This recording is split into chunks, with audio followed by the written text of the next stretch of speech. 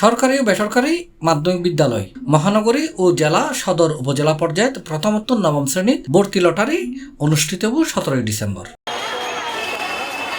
রাজধানীর আন্তর্জাতিক মাতৃভাষা ইনস্টিটিউট সকাল 10টায় এই ডিজিটাল লটারি অনুষ্ঠিত হবে।